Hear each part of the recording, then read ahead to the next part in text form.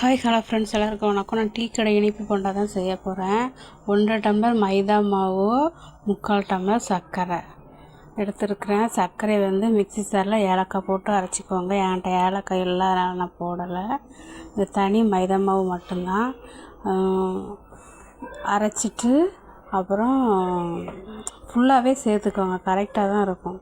நான் எல்லாமே போட்டுட்டேன். ஸ்பூன் வச்சுலாம் எடுத்து நான் வந்து அதிகமாகிடக்கூடாதுன்னு ஸ்பூன் வச்சு போட்டேன். அப்புறம் டேஸ்ட் பண்ணி பார்த்ததில் பத்தலை, எல்லாமே போட்டுட்டேன். 1.5 டம்ளருக்கு 3/4 டம்ளர் போட்டிருக்கிறேன் சர்க்கரை.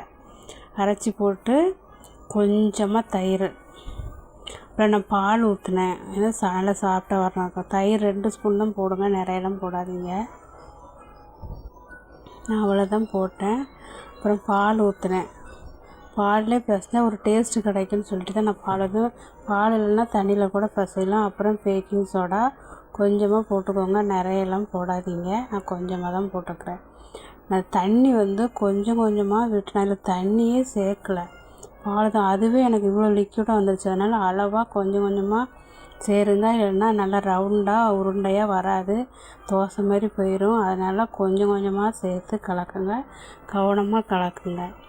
இதுமாரி எனக்கு இப்படி இருந்துச்சா, அப்படியே தோசை மாரி விரிஞ்சிட்டு போயிடுச்சு. அப்புறம் கொஞ்சோண்டு மாவு போட்டு கலக்கி கொஞ்சம் கொஞ்சமாக எடுத்து போட்டு செஞ்சேன். அப்புறம் எக்ஸ்ட்ரா கொஞ்சம் மாவு போட்டு கலக்கினேன். அதனால் மாவு கொஞ்சம் வச்சுக்கோங்க, ஃபுல்லாக போட்டு முதல்ல கலக்கிறாதீங்க. கொஞ்சம் கொஞ்சமாக ஒன்று போட்டுட்டு அப்புறம் அது மிதந்து வந்ததுக்கப்புறம் அடுத்தது போடுங்க. ஃபேன் மாதிரி நல்ல பெரிய சட்டியாக வச்சு போடுங்க. அப்படின்னா தான் உருண்டையாக வரும், இல்லைனா ஒன்றுக்கு ஒன்று ஒட்டி போயிடும்.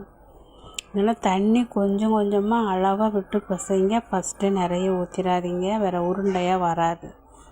அப்படியே தண்ணி அதிகமாக விட்டிங்கன்னா மறுபடியும் கொஞ்சோண்டு மாவு போட்டு கலந்து கெட்டியாக வச்சுக்கோங்க.